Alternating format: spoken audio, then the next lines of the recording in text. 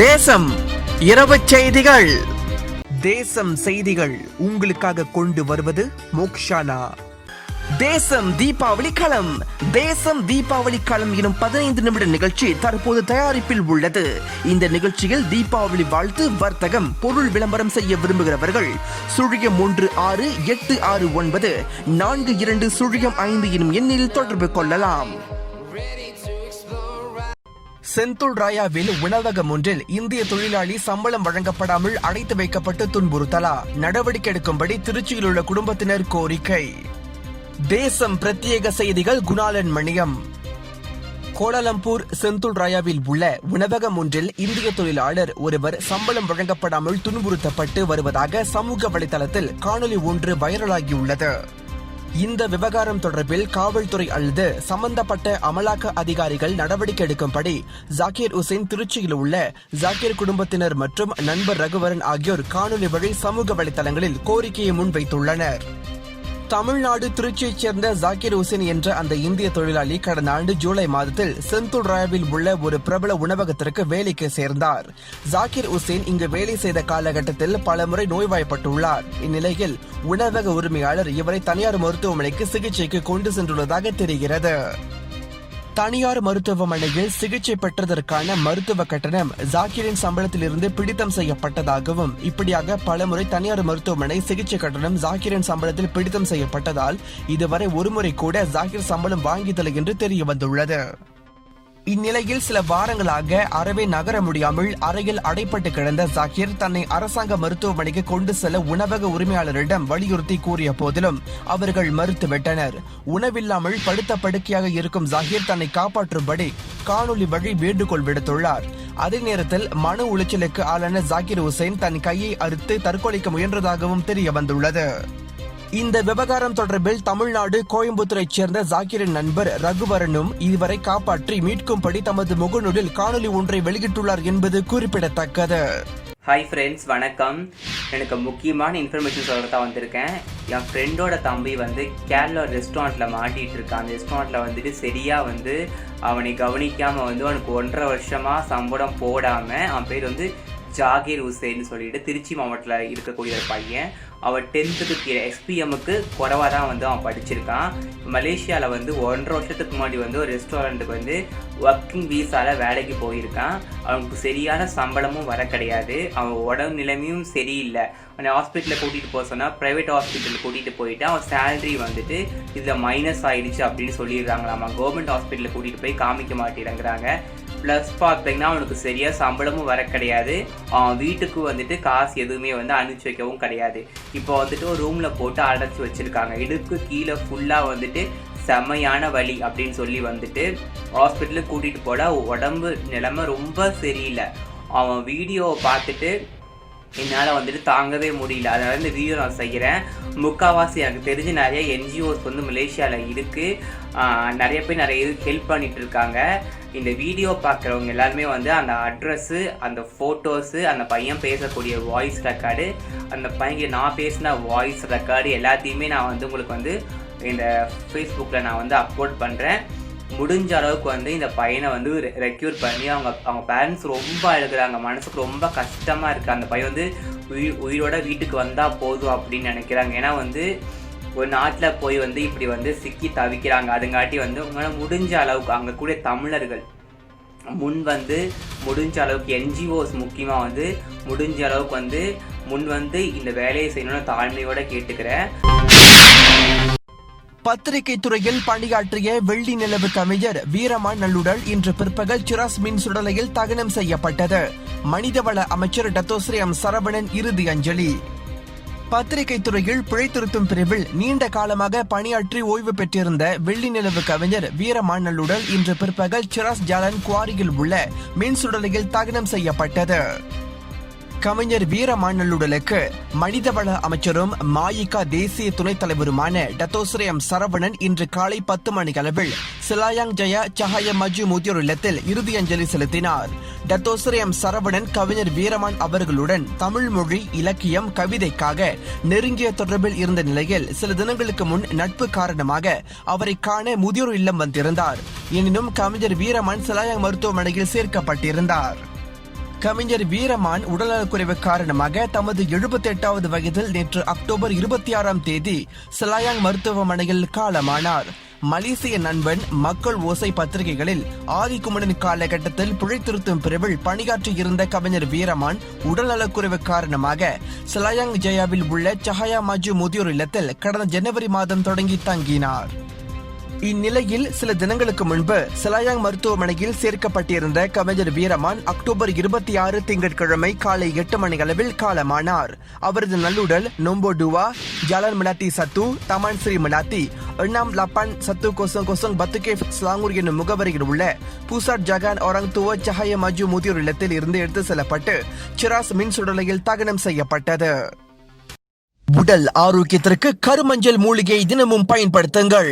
நீரிழிவு நோயாளிகள் உடலில் சீனியின் அளவை கட்டுப்படுத்தும் சிறந்த மூலிகை கருமஞ்சள். மேலும் புற்றுநோய், ஆஸ்துமா, மூட்டு வலி, கை கால் வலிப்பு, மைக்ரேன் எனப்படும் தலைவலி, கொழுப்பு, பக்கவாதம், நோய் எதிர்ப்பு சக்தியை அதிகரித்தல், இரத்த அழுத்தம் உள்ளிட்ட பல்வேறு பிரச்சனைகளுக்கு இந்த கருமஞ்சள் சிறந்தது.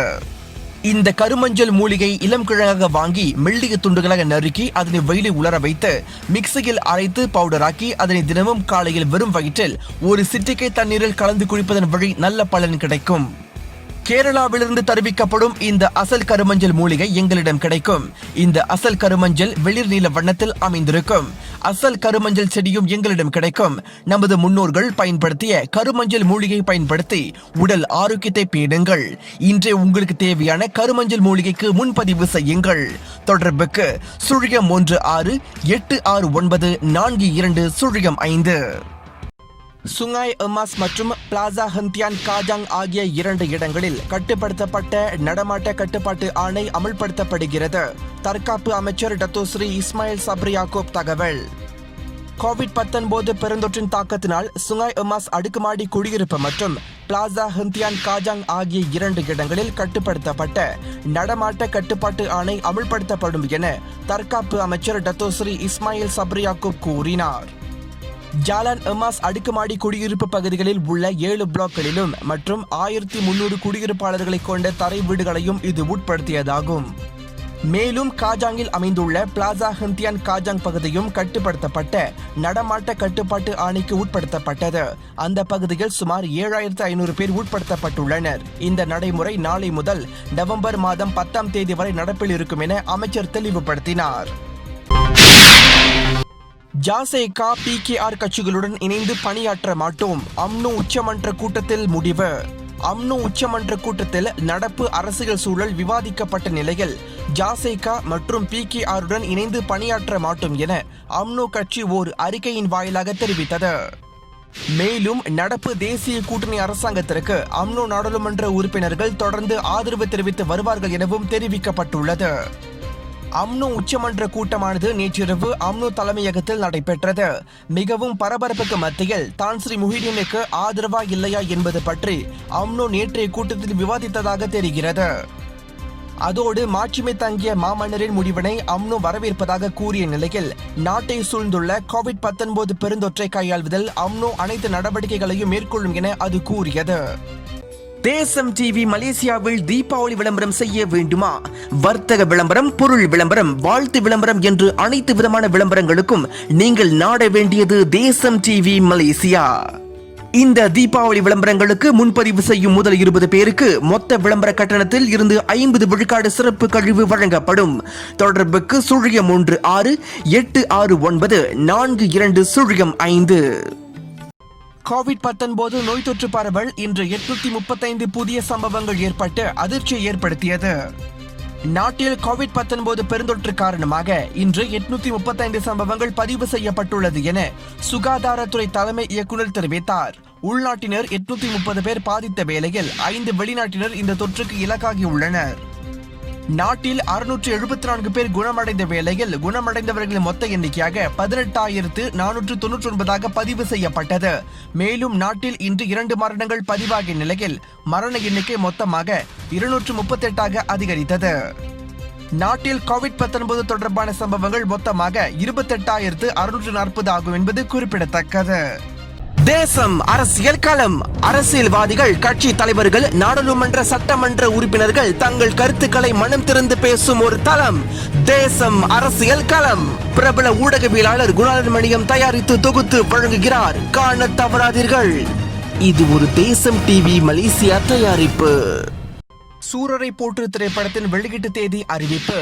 சூர்யா நடித்துள்ள சூரரை போற்று படத்தின் புதிய வெளியீட்டு தேதி அறிவிக்கப்பட்டுள்ளது. சுதா கோங்கரா இயக்கத்தில் சூர்யா நடித்துள்ள சூரரை போற்று திரைப்படம் அமேசான் பிரைம் OTT தளத்தில் அக்டோபர் 30 வெளியாகும் என முதலில் அதிகாரப்பூர்வமாக அறிவிக்கப்பட்டது. ஆனால் விமானப்படை தரப்பிலிருந்து தடயில்லா சான்றிதழ் வருவது தாமதமானதால் இப்படத்தின் வெளியீடு ஒத்திவைக்கப்பட்டது. இந்த தகவல் வெளியான அடுத்த நாளே சூரரை போற்று வெளியீடு தாமதம் தொடர்பாக தனது வருத்தத்தை அறிக்கையாக வெளியிட்டார் சூர்யா. அதனைத் தொடர்ந்து சில தினங்களில் படத்துக்கு தடயில்லா சான்றிதழ் கிடைத்தது. இதனால் படத்தின் வெளியீட்டு பணிகள் மும்முரமாக தொடங்கி நடைபெற்று வருகின்றன. இப்படத்தின் ட்ரெய்லர் நேற்று அக்டோபர் 26 வெளியிடப்பட்டுள்ளது. அதற்கு இணையத்தில் பாராட்டுகள் குவிந்து வருகின்றன. அபிஷேக் பச்சன், மாதவன் என பலரும் படக்குழுவினருக்கு பாராட்டு தெரிவித்து வருகிறார்கள். சிதம்பரத்தில் ஆர்ப்பாட்டத்தில் பங்கேற்க சென்ற பாஜக நிர்வாகி நடிகை குஷ்பு கைது. சிதம்பரத்தில் தடையை மீறி ஆர்ப்பாட்டத்தில் பங்கேற்க சென்ற பாரதிய ஜனதா கட்சியின் நிர்வாகியும் நடிகையுமான நடிகை குஷ்பு போலீசாரால் அதிரடியாக கைது செய்யப்பட்டுள்ளார். விடுதலை சிறுத்தைகள் கட்சி தலைவர் திருமாவளவன் பெண்களுக்கு எதிராக தனது கருத்தை கூறியுள்ளதை கண்டித்து சிதம்பரத்தில் ஆர்ப்பாட்டம் நடத்த திட்டமிடப்பட்டிருந்தது. ஆனால் போலீஸ் தரப்பினர் ஆர்ப்பாட்டத்திற்கு அனுமதி தர மறுத்துவிட்டனர். இதனால் தடையை மீறி அவர் சிதம்பரம் சென்றதால் கைது செய்யப்பட்டார். விடுதலை சிறுத்தைகள் தலைவர் திருமாவளவன் பகிரங்கமாக மன்னிப்பு கேட்க வேண்டும் என நடிகை குஷ்பு கூறினார். மேலும் பெண்களுக்கு எதிரான காரியங்களுக்காக நான் போராடுவேன் என நடிகை குஷ்பு தெரிவித்துள்ளார். அமைதியான ஆத்ம பயணத்திற்கு முறையான சடங்குகள் தேவை. இந்த முறையான இறுதி சடங்குகளுடன் நல்ல முறையில் சுருக்கத்தை தேடிச் செல்ல நிதி ஒரு சுமையாக இருக்கக்கூடாது என்பதற்காக மோக்ஷானா நிறுவனம் கொண்டு வந்துள்ள தூரநோக்கு திட்டத்தில் பங்கு பெறுங்கள். இறுதி சடங்கு காரியங்களை ஒன்றிணைந்து ஒரே குடையின் கீழ் செயல்படுத்த சம்பந்தப்பட்ட நிறுவனங்கள் வரவேற்கப்படுகின்றன. நித்திய சொர்க்கத்திற்கு அமைதியான பயணம் Mokshana. Mokshana விவரிமன் services centre and பிரஹாட். மேல் விவரங்களுக்கு www.mokshana.com.my இணையத்தை வலம் வரலாம். தொடர்புக்கு 03-806914444. மேலும் சமூகம், சமுதாயம், வர்த்தகம், சுகாதாரம், மக்கள் பிரச்சனை உள்ளிட்ட செய்திகளை தெரிந்து கொள்ள தேசம் தொலைக்காட்சியை பின்தொடருங்கள்.